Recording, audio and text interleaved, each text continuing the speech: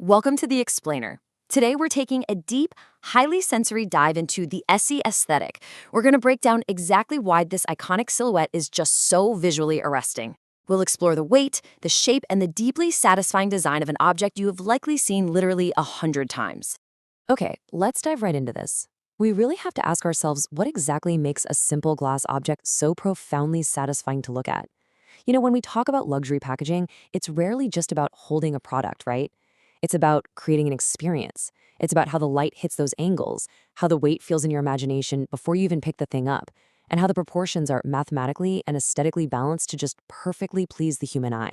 I want you to really ground yourself in this exact aesthetic. Look closely at the symmetry of the two bottles sitting side by side. Notice how they're resting on that incredibly warm, subtle wood grain surface, which is perfectly contrasted against the textured, almost porous white wall right behind them. And that environmental staging, it's absolutely no accident. It allows the objects themselves to pop, creating this feeling of domestic calm and grounded beauty. Let your eyes slowly trace the edges, just taking in the harmony of these twin shapes sitting in absolute perfect alignment.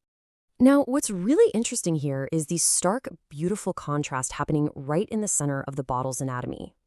Look at how the crisp, matte white cylindrical caps suddenly meet those smooth, remarkably heavy square glass bases. Your eye travels down the soft matte plastic of the lid, and then boom, it immediately hits the glossy, thick, reflective glass that encases the liquid. That interplay between matte and gloss, between light plastic and dense glass, it's a total sensory delight. It creates this visual tension that is immediately resolved by the perfect fit of those two pieces. So a silhouette, by definition, is the instantly recognizable outline or shape of an object. And this specific squared-off geometry we're looking at, it does something super powerful to our brains.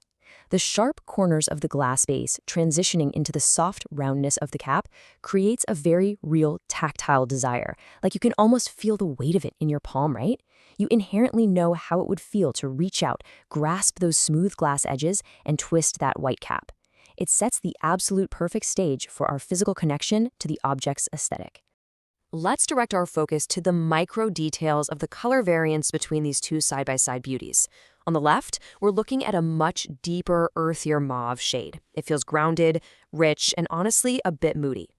Now compare that to the right, which holds a slightly brighter, decidedly softer dusty rose. But it's really not just about picking a pretty color. Notice the smooth, creamy texture of the lacquer that is completely visible through the pristine glass. You can literally visually sense the viscosity of the liquid inside. It looks dense, opaque, and perfectly mixed. And there is a very deliberate reason these specific shades are featured. Muted pinks and soft mauve tones have a fundamentally soothing, calming visual effect. They completely lack the aggressive stimulation of, say, a neon or a primary red. Instead, they act as a form of visual ASMR.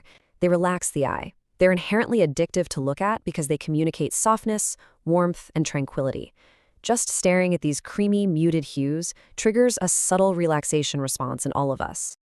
And this brilliantly illustrates how the aesthetic extends right to the typography. As you can see with the global packaging translations on the glass, nail lacquer, nagellack, small toe, vernis angle, this globally recognized packaging relies entirely on crisp, minimalist text. They don't need flashy graphics or busy logos. They just let the clean translations do the talking, effortlessly communicating international appeal while remaining incredibly elegant. That minimalism also shines in the primary typography. Notice the incredibly playful yet polished choice of the lowercase e stretching vertically down the side of the bottle. It totally breaks the traditional horizontal orientation of branding, and instead it pulls your eye downward, perfectly mirroring the shape of the bottle itself.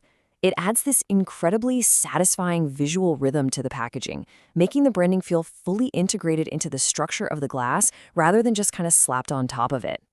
Okay, so up to this point, we've been in a state of static observation. But I want to shift our narrative now into something much more dynamic and tactile. I want you to hold the image of these perfectly proportioned bottles in your mind, and then I want you to imagine scaling them way, way down. What happens if we take this exact visual perfection, this heavy glass and matte white geometry, and shrink it into dozens of tiny, flawless miniatures? So the crucial point is that this changes the entire experience from visual to kinetic. Picture a pair of hands gently tilting forward, releasing dozens of miniature, dusty rose and mauve bottles. Imagine the glossy, smooth glass surfaces slipping against one another in a mesmerizing cascade. The sheer volume of these perfectly formed, tiny objects tumbling together creates a deeply satisfying, overwhelming sense of abundance and tactile joy. Honestly, think about how much time we could happily spend just staring at these tiny glass cubes in motion. It's wild. Think of it as an addictive stream pouring onto a soft, plush white surface. And imagine the sound, that delicate, satisfying, high-pitched clinking of tiny glass bottles gently tapping against one another as they tumble. It's a mesmerizing loop in your mind. The weight of the little glass cubes, the flash of the tiny white caps, all cascading into a soft, velvety pile. It is literally the ultimate manifestation of satisfying motion colliding with perfect color palettes. Let's move to and see how this builds as a mental sequence. First, you have step 1, the gathering. That anticipation of holding these ultra-realistic, weighty little replicas in cupped hands. Then, step 2, the slow, deliberate tilt, allowing gravity to just take over. And finally, step 3, the satisfying cascade, this slow-motion avalanche of creamy mauve and dusty rose glass. Pacing through this sequence creates a deeply satisfying slow-motion mental loop that is almost impossible to look away from. Now, if we were to film this, we'd frame it exactly like a high-end luxury beauty ASMR video. We're talking macro luxury here. You'd use incredibly smooth slow motion, so every tiny tumble is caught perfectly. You'd use a shallow depth of field, keeping the cascading bottles in sharp, crisp focus, while the background just blurs into a soft, creamy oblivion. And of course, you would flood the scene with bright, clean lighting to catch every single glossy reflection on the miniature glass cubes as they settle beautifully into place. So, what does this all mean? It brings us to our final thought. Why are our brains so fundamentally captivated by the satisfying motion of tumbling miniatures and perfect color palettes? Why does the precise shape of a glass bottle, perfectly mixed muted pinks, and that imagined satisfying motion create such a deep sense of calm and pleasure? Well, it speaks to our innate desire for order, symmetry, and tactile satisfaction in the objects around us.